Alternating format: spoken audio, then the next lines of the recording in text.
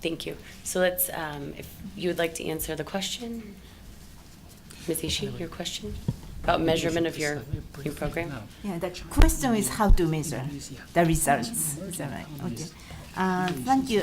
It's a great question because let me explain why. We just finished the 4-year fundraising exercise as like IFPRI. Yeah, he just started. I just finished. That every kind of international institution needs to go to donors for every, in my case, 4 years. You too? 3. Right. So that then we just finished this 4-year cycle of fundraising, and luckily that we were able to actually collect the record-breaking 4.43 billion for next 4 years. So in that sense, that this 120 million program is just one of this 4.43 billion program. However, this program, to me, it's maybe the most significant program out of 4.43, and let me explain why. This is a departure from the traditional way of doing business or business as usual. Why it is? Because that we try to create a platform or multi-stakeholder platform or partnership framework under which all key stakeholders could come together and do their part. We actually, and even at this table, we mentioned that the importance of the private sector, but private sector needs to be guided by the public sector, and then how to get the market and the food to the market. So, and the importance of CSOs and the gender. So that there are very diverse actors are here, which all need to be connected and do their part. In the past, we are here for 20 years. Jeff is actually serving African continent for 20 years. We have a lot of good example, but it's all kind of small scale. And today we also hear a lot of good example. The question is how we can really connect those dots or successful program to the scale which we need. And here that our thinking is that maybe what's lacking is this framework which unite all key actors to work together. So that so our hope is that by proposing this kind of framework approach which unite the private sector, government, CSOs, research institute, and communities, we should be able to create a kind of fully coherent framework, and so that we can actually fill the gap and connect the dot and bring those small fragmented success case to the scale. That was the significance of this program.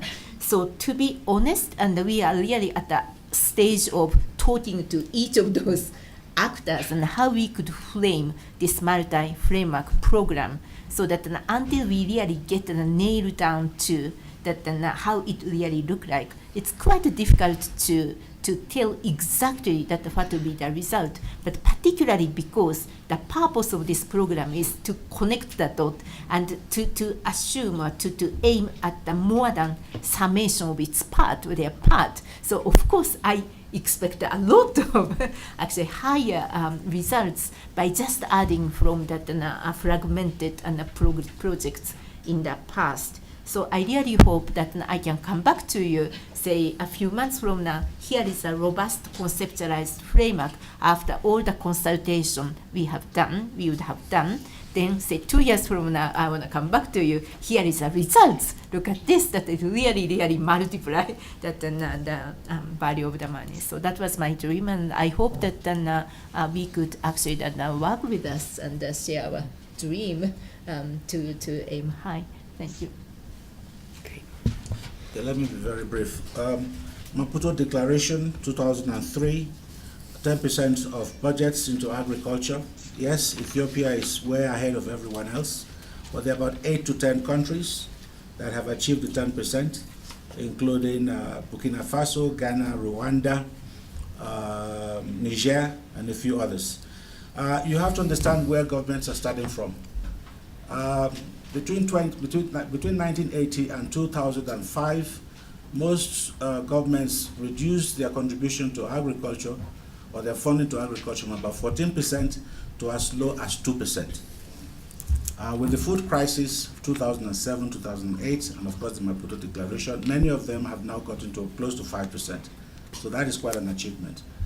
More than 20 countries are between 5 and 10%. Only a few are below 5%. So there is an achievement. But the problem is very simple. Multiple demands on the budget of governments. Now, the question, of course, was what should be done? What I do is I shame them. I shame them when I talk with them. I shame them in public because I give the names. And I will do the same thing in Malabo next month because I'll be talking to the heads of state. And many of them react positively. So that's where we are. But please realize that many started from a very low base and they are now going further up. And those are the stories you don't hear. There is a lot of effort to go beyond words into action amongst many African states. Thank you. I think we have only about 10 minutes left, and I actually believe Ms. Ishii has to leave, so thank you very much for joining us. If there is no question for me. Yeah. Did Is you it have a for me? question for Ms. Ishii? Okay. Okay, sorry. Thank you so much. Okay, just a moment. Thank you. So I think we only have time for about 3 more questions because we have 10 minutes, and I'll remind both the journalists and the speakers to please remain brief. Sir, I believe you had a question first, so please go ahead. You mentioned that food security can be achieved. Sorry. Are you speaking to Dr. Nwanze? Yes, Dr. Mwande. Okay. You mentioned that in the meeting, food security can be achieved with a small farmland, with small size farms. And you mentioned Japan and Korea as an example. But here in Africa, in our context, there are different contexts.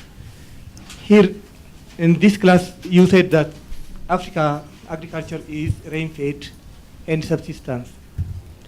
In addition to this, we have to know that there is scarcity of land. We're in Africa? Yes. Due to population growth, the size of land is shrinking year to year. So in this context, how could we achieve the food security? Thank you. Okay. Other questions? Seydina? My name is Seydina Djigo. I'm from Senegal. I work for the Senegalese National Television, Radio Télévision Sénégalaise. That's the French meaning of the acronyms. So I'm going to be maybe the discordant voice of this press conference. I've noticed that stakeholders of their conference put a focus on agriculture, yet fishing is an area of paramount importance in many countries like Senegal. And many figures indicate that maritime resources are in danger. Governments, they struggle to make respect the exclusive economic zone. So to what extent, according to you, fishing needs a building resilience? What is your concern on this issue? It's a question addressed to all of you. Thank you. And then Busani, did you have a question? Sorry.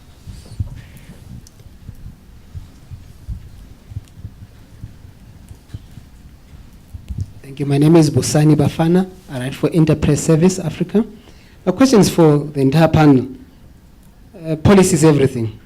Would you say the current policies, the current agricultural policies in Africa are effective enough to promote food and nutritional security? Thank you. I think those are all the questions we can take. We'll allow the panelists to respond. Would you like to start? I'll take the one on the gentleman over there. Very, very simple. I mean, I think I gave you clear statistics why Africa smallholder farmers can produce and should produce enough to feed themselves and to feed Africa. The statistics are clear. It takes a lot of issues. First is leadership, political leadership at the highest level of government, investment, not only in agriculture, but also in infrastructure. Infrastructure involves storage facilities from production all the way to market linkages and what have you, social services, transformation of the rural sector. It can be done. The context is not different because Vietnam 25 years ago was aid dependent. Brazil 35 years ago was dependent on food aid. Africa sent food aid to Brazil. South Korea was desperate. African countries sent food aid and technical assistance to South Korea. The GDP of Nigeria in 1970, when it found oil, was the same as that of Norway. Today, Norway provides aid to Nigeria. Number two, there is no land scarcity in Africa. Africa has more than 60% of all available uncultivated agricultural land in the world, 800 million hectares. Land grab. If you don't know what you have, and somebody will take it. Our leaders do not know what we have. That's why they can sell it off. If you know what land is, it's a resource. You don't sell it. You improve what you have. That's why I say subsistence agriculture is underperforming agriculture. Fishing. Very quickly, Monsieur le Sénégalais. When we speak about agriculture, in the broadest sense, it means food crops, fisheries, livestock, etc. That is the standard language. But we can give you examples of livestock, of fisheries that are basically the mainstay of civilized, of rural areas. So we're not neglecting fisheries. Agriculture for me and for people in my profession means food crops, tree crops, fisheries, livestock, etc., etc. Voila. Thank you. Dr. Fan, did you have? Sure, yes. On fishery, IFPRI recently did a study with the World Bank called Fishery in 2030.